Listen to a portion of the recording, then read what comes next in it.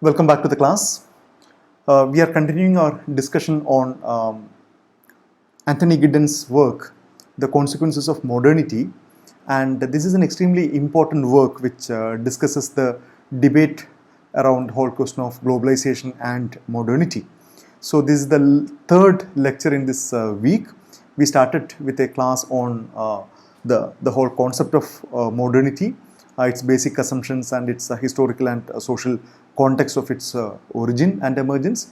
And in the last class, we started discussing this book, an extremely important book, that is the Consequences of Modernity. So we are going in detail the first chapter, or rather the introduction of this book, in which he has kind of summarized almost all major arguments of this book.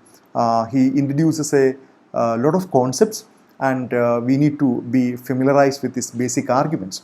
So I hope you remember the key argument of the previous classes, as well as the whole argument of this whole book, that he does not agree with a group of scholars who argue who claim that the term or the conceptual framework of modernity needs to be abandoned, but rather he argues that the conditions of modernity or the very basic processes of modernity itself has become kind of more radicalized. So he was talking about a series of concepts from the beginning, how what were the kind of basic assumptions, and so we discussed all these points. So let us continue discussion with the same essay, that is the introduction, the first chapter in his book, Consequences of Modernity.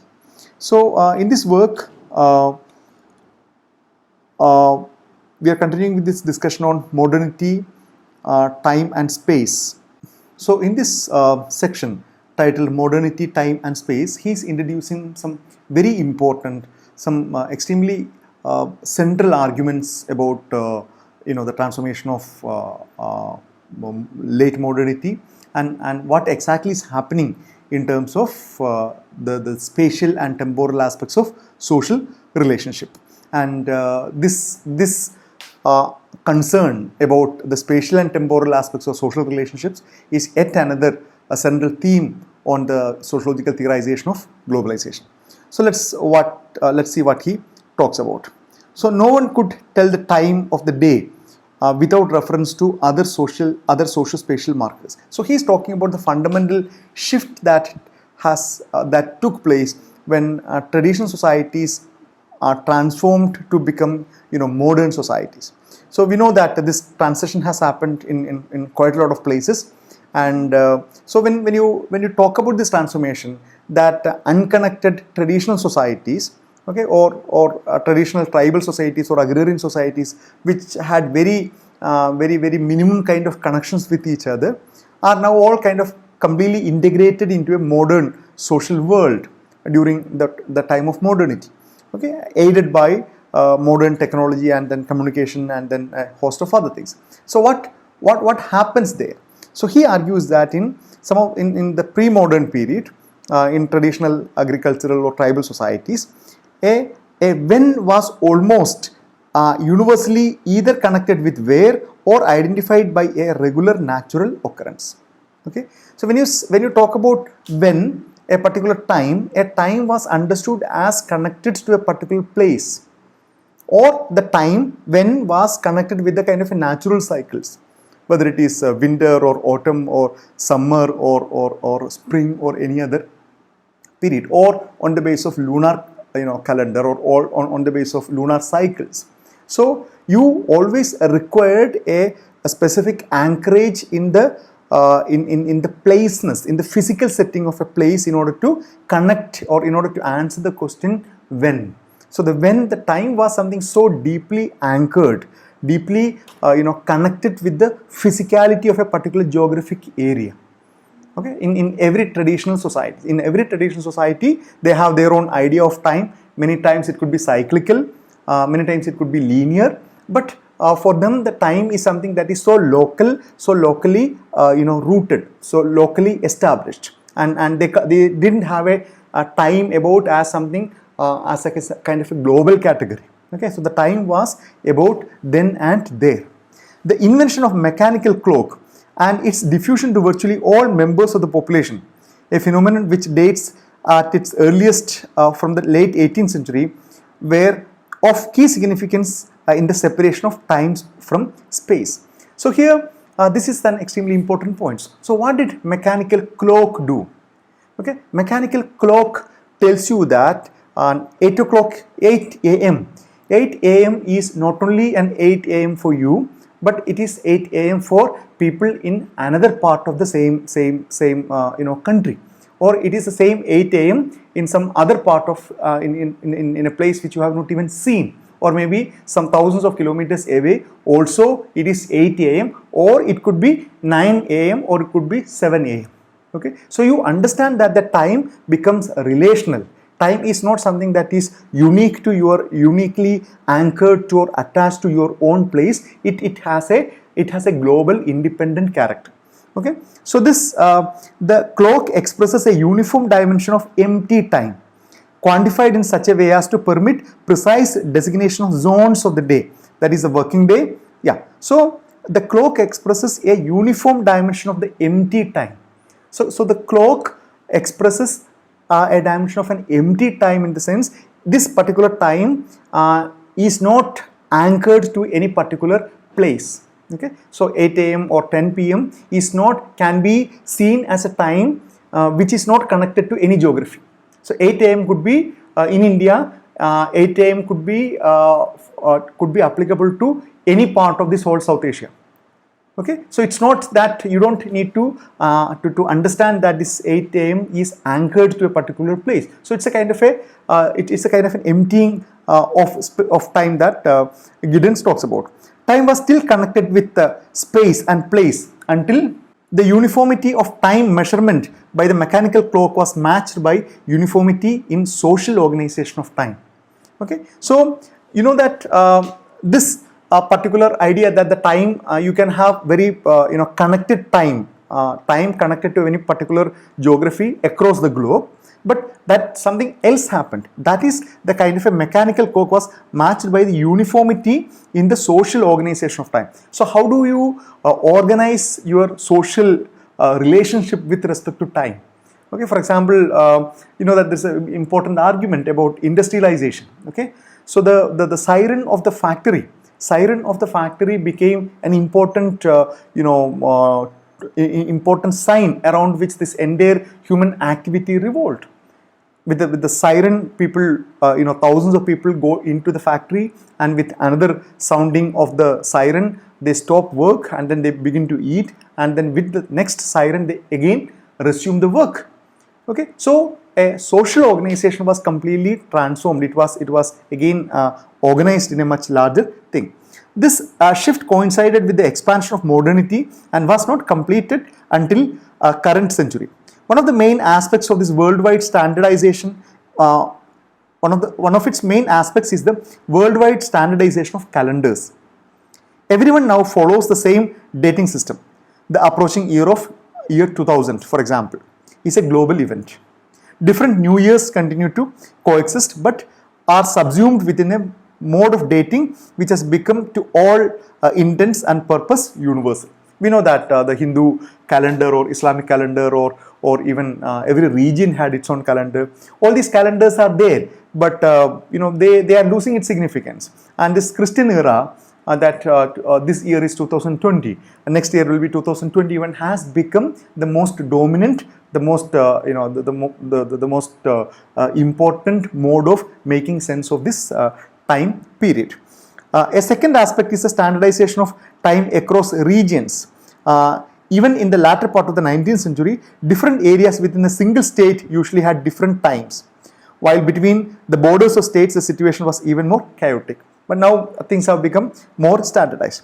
Now he is coming to a very important definition. That is why I highlighted this in more intense yellow color. The emptying of time is in large part the precondition for the emptying of space, and this has a causal priority over it. For I shall argue below, coordination across time is the basis of control of space. The development of empty space may be understood in terms of the separation of space from place. It is important to stress this distinction between these two notions because they are often used as more or less synonymous with one another. Place is best conceptualized by means of the idea of locale, which refers to the physical setting of social activity as situated geographically. So what is he saying? So he is saying that with the beginning of modernity, was a kind of emptying of time happened. Okay, emptying of time happened because the time can be seen as a category irrespective of any geographical area. Now what he's saying is saying with the second modernity, or with the advent of globalization, what we are witnessing is an emptying of space. Okay, so emptying of space happens when, and so how does he define emptying of space? So he says that this emptying of time is it must be a causal priority. It must have happened before the emptying of space, which is actually happened. For I shall argue below, coordination across time is the basis of control of space. So what does it mean? Coordination across time is the basis of control of space. The development of empty space may be understood in terms of the separation of space from place. So he talks about the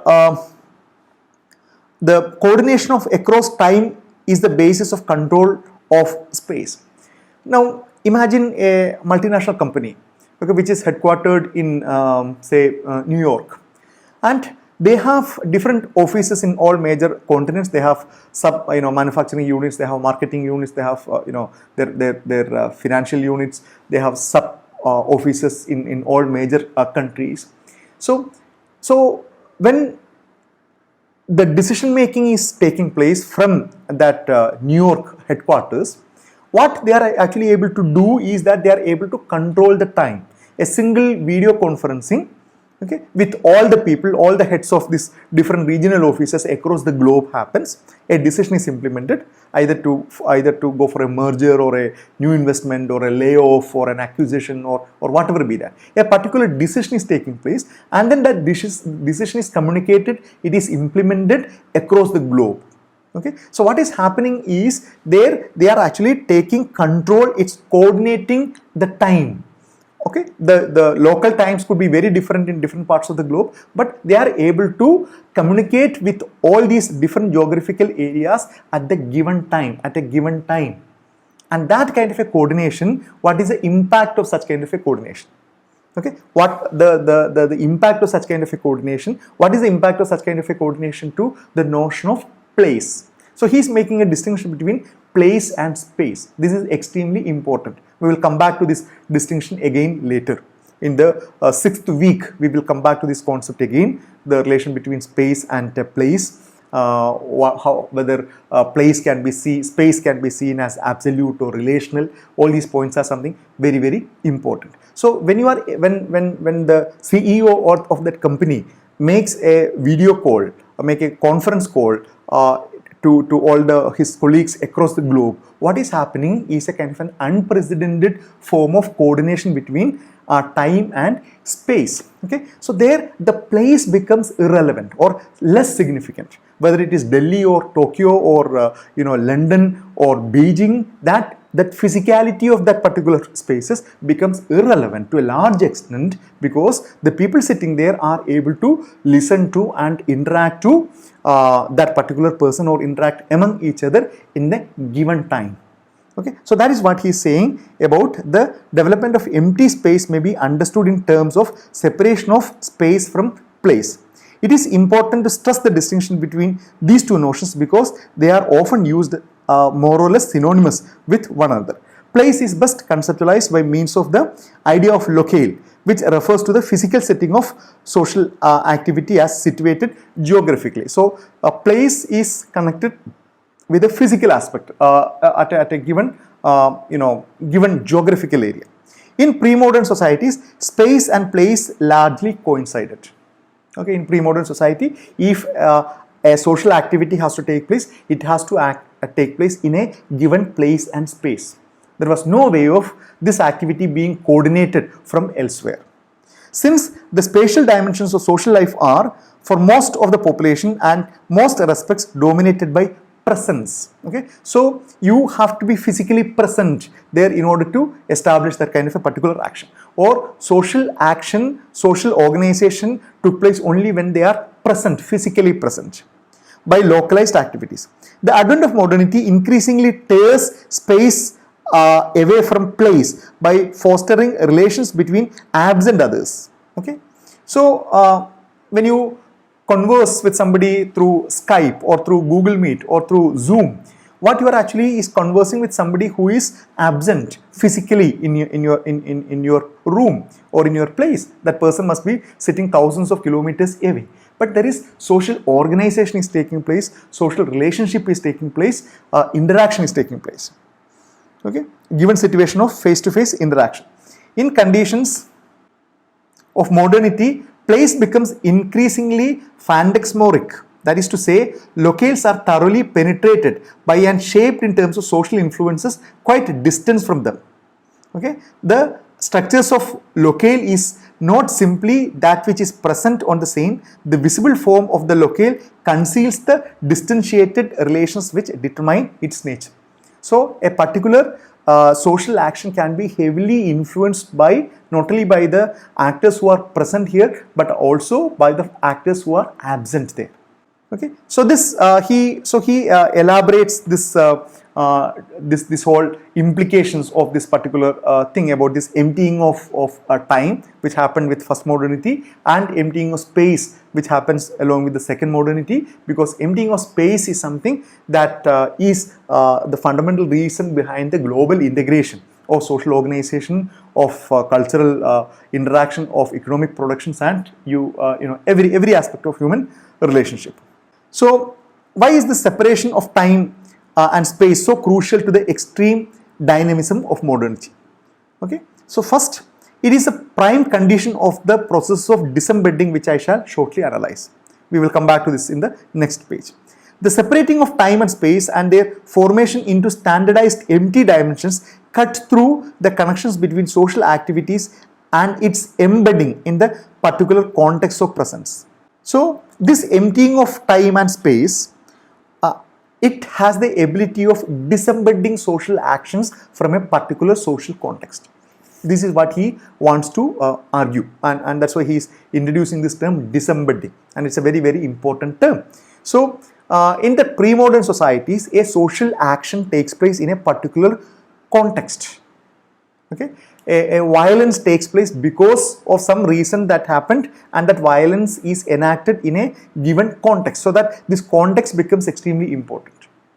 Okay, and that the specificities of that geographical area, the people, its culture, its history, its economic character, everything, that nature of that particular geography, everything is so important. It is something so closely connected with that.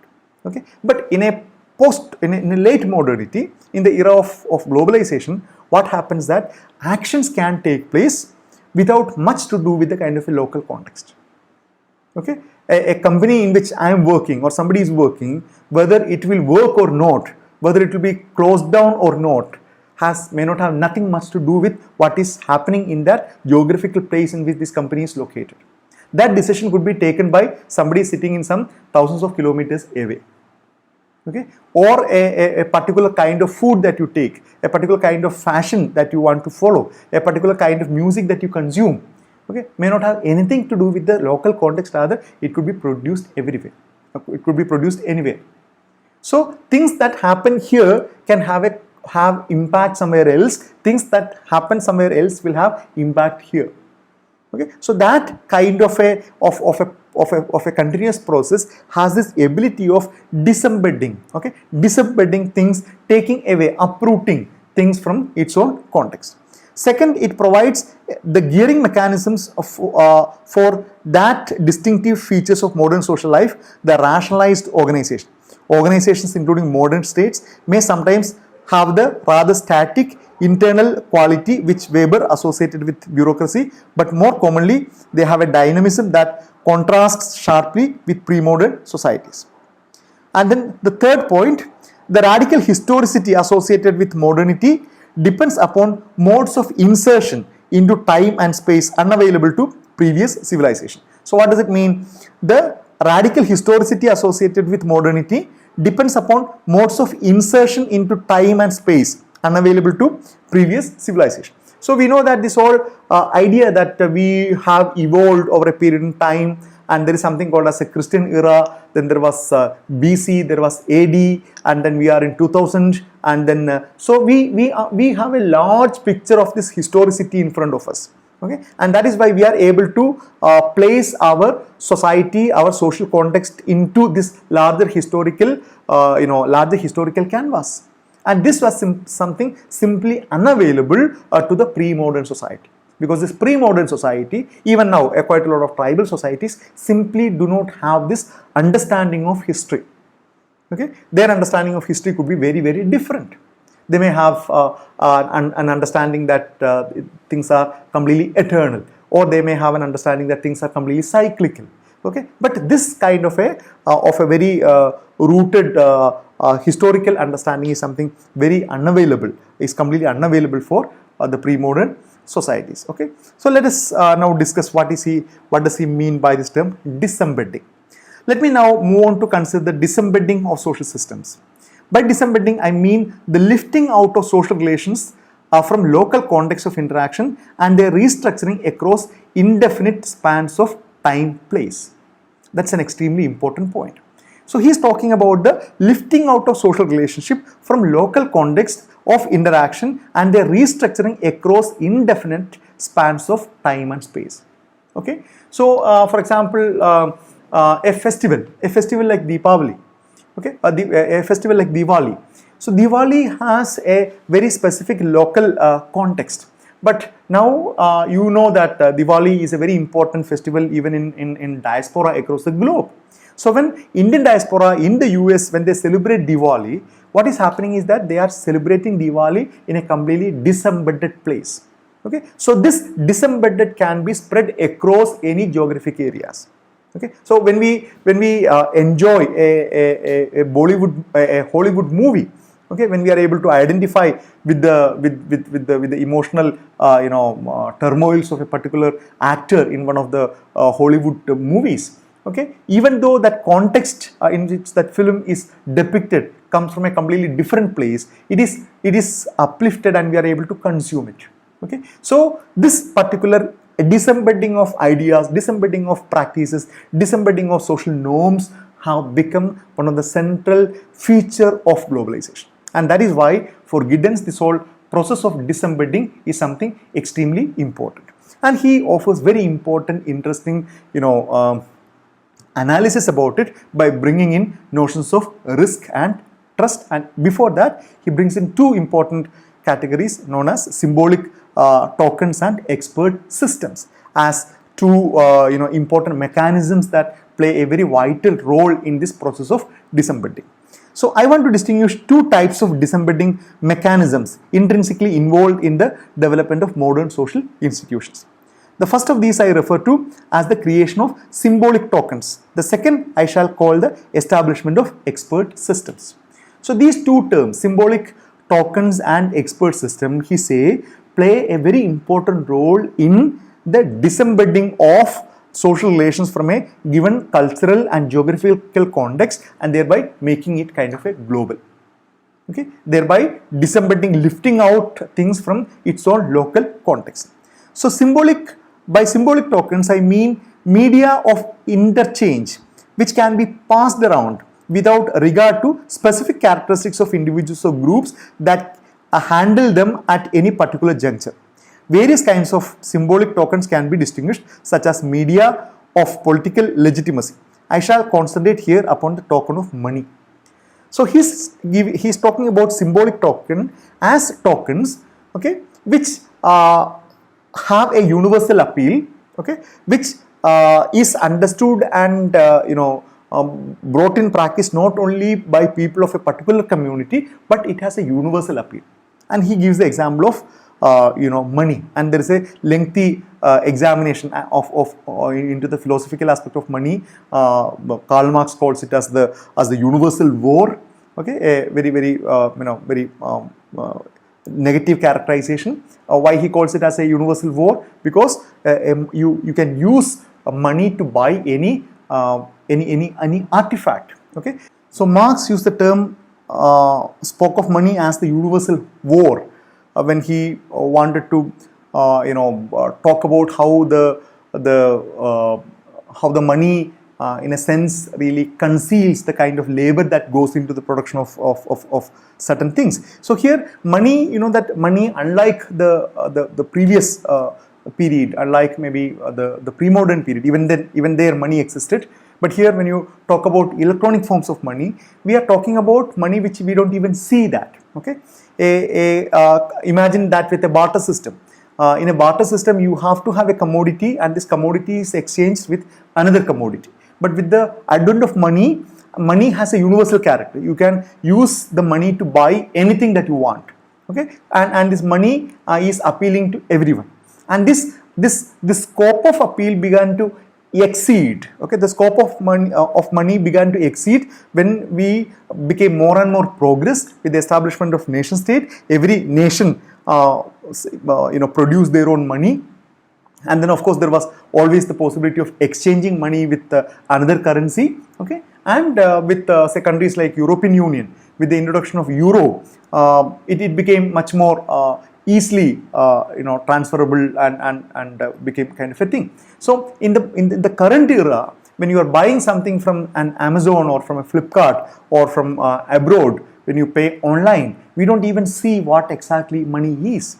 Okay, whether it is physical form, whether it is dollar or euro, we don't even see that. But we believe in this kind of things, and then the transactions are made possible. So he says that there are a host of such kind of symbolic tokens, okay, in term to which have replaced our traditional ways of exchange. And all these symbolic tokens have a universal character. Okay, that means everybody and anybody from any part of the globe are able to interact within that, and it conveys the same meaning to everybody. So you don't need to really even look at the value that is printed on a particular coin or a particular thing in the current time, because it hardly matters. It hardly matters whether you are using a coin or a note or nothing matters, because it's electronic transfer, it's electronic money. Okay, and bitcoins and other things are another extreme which which talk about it. So there is a lengthy section on the philosophical theorization on money, but he invokes symbol, which I am not really go into that. But the point here is that all disembedding mechanisms, okay, both symbolic tokens and so before that he also talks about expert systems. So what is expert system? Expert system, I think it's the discussion is here, or yeah, okay, yeah. So all disembedding mechanisms, both symbolic tokens and expert system, depend upon trust. Trust is therefore involved in a fundamental ways with the institutions of modernity. Trust here is vested not with individuals but in abstract principles. Okay, yeah, expert system he is talking about here. So he Giddens is arguing that modernity demands a different kind of trust. In the pre-modern societies, for example, when you enter into barter exchange, when you exchange a particular commodity and buy another thing, you can really trust your eyes. Okay, you can just see that transaction taking place, and you can bargain with that particular person. You sell one basket full of oranges for another basket full of apples. Okay, so you can see the quantity, you can verify it, and then you can do that. But when it comes to the question of money, as in the form of currency or paper, or as gold or bronze coin, you began to develop a further level of risk, as well as a kind of a faith, a kind of a trust that you believe that. For example, a 2000 rupees note, really, the governor of Reserve Bank in India, he promises that, isn't it?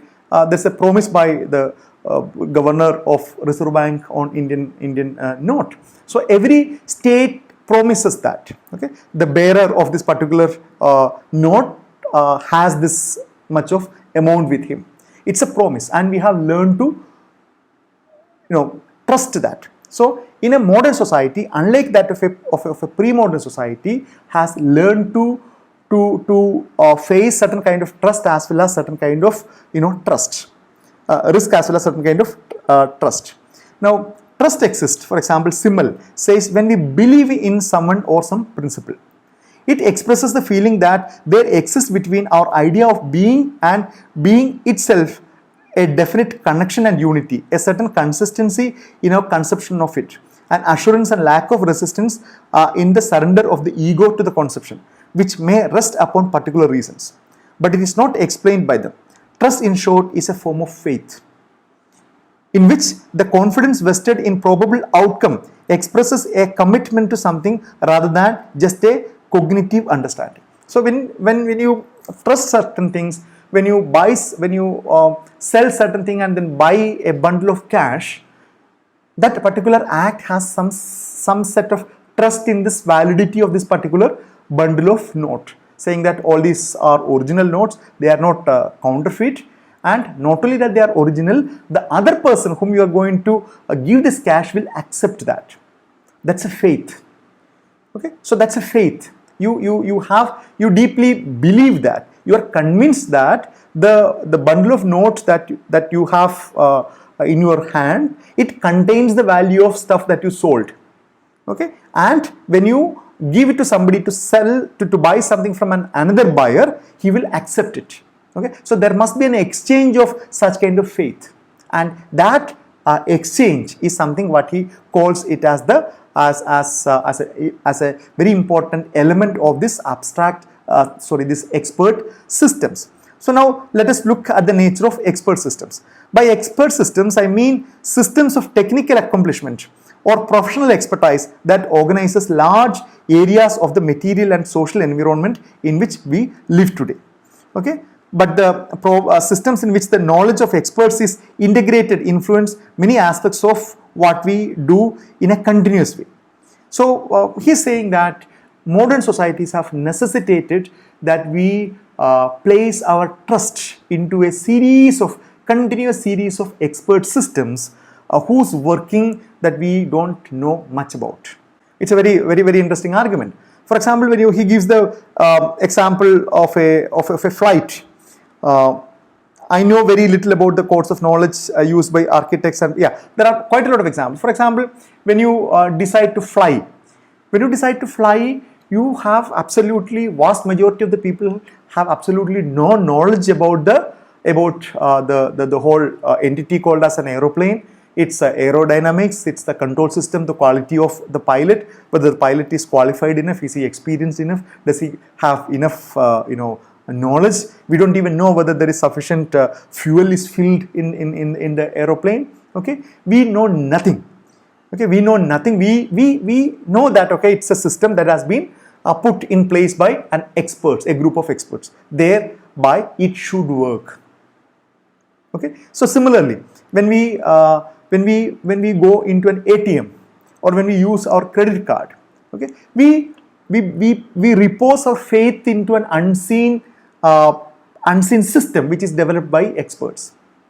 Okay, and this is something markedly different from a non-modern society in which you simply do not have anything which is beyond your immediate realm of cognition, immediate realm of intelligence or intellectual abilities or anything. You know the things that are working.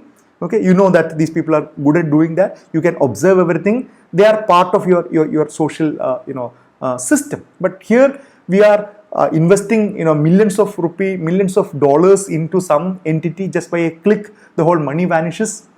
And even in the bank, it shows you that okay, you own this much money, and we think that we own this much money. So we are continuously in a state of affairs which is decided by symbolic tokens and abstract systems.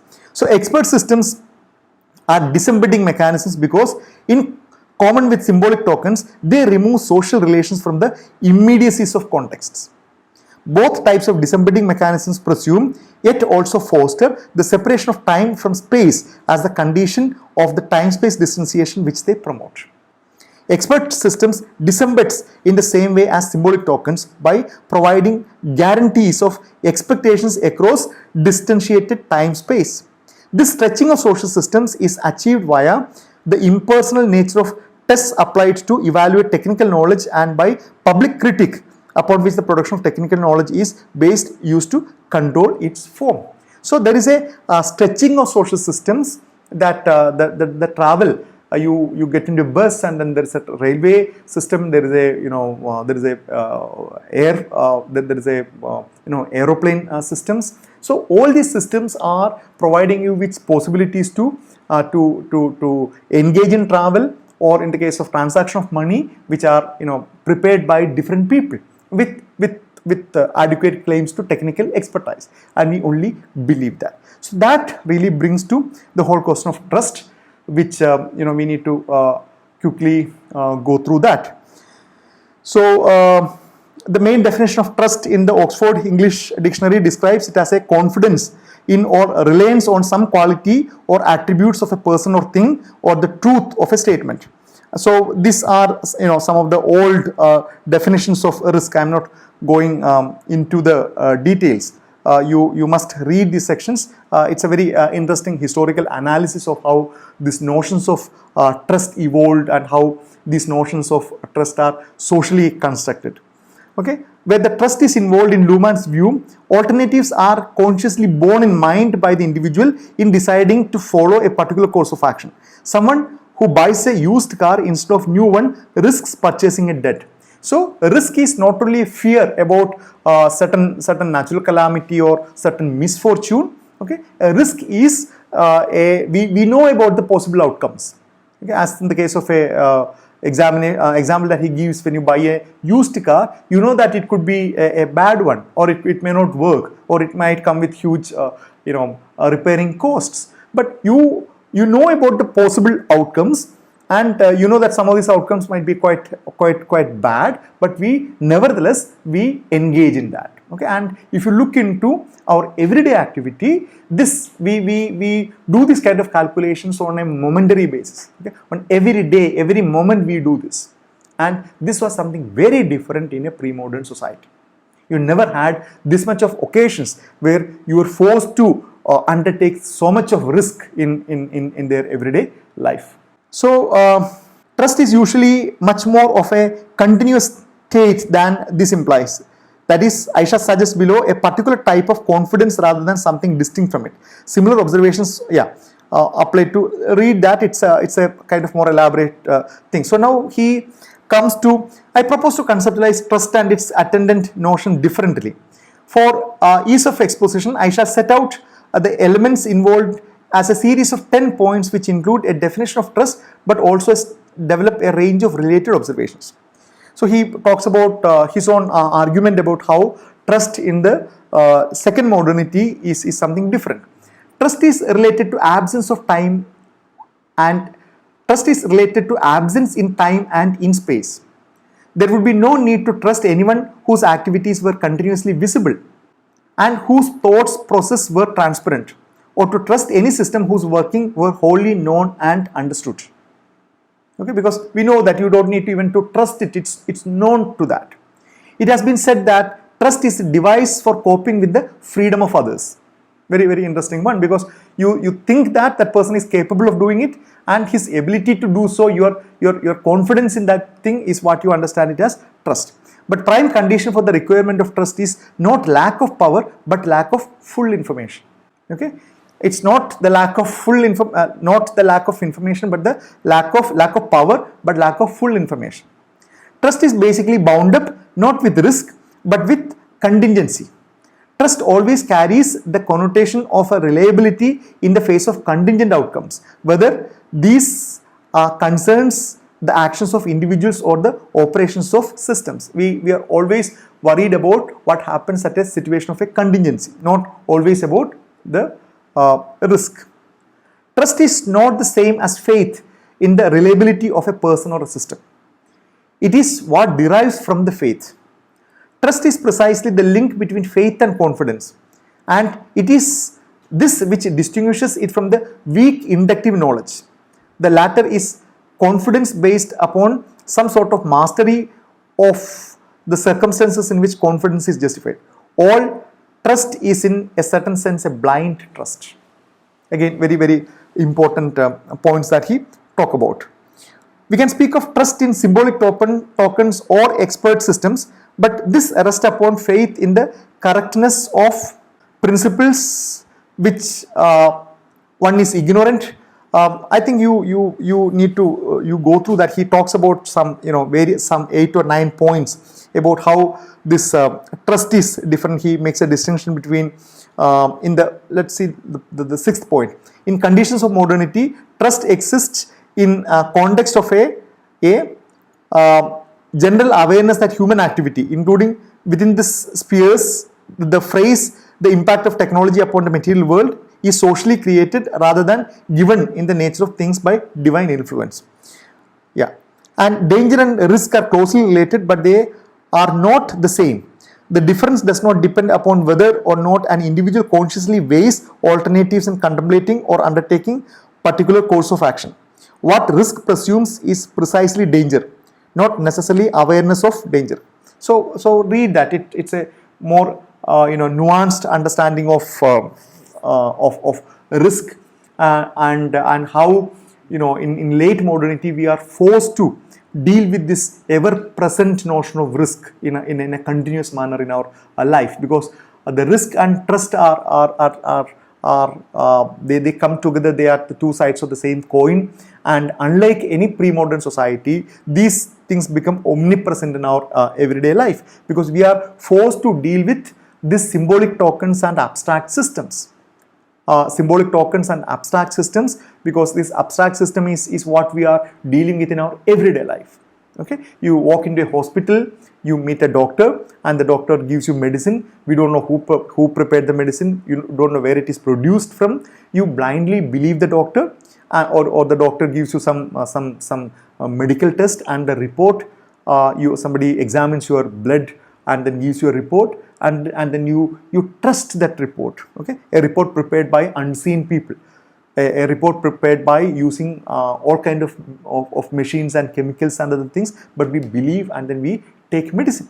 Okay, so every action of human beings in the modernity, and more so in the late modernity, is forced to depend upon the symbolic tokens and then expert systems, and which creates its own sense of anxieties, risk, and then different qualities of trust.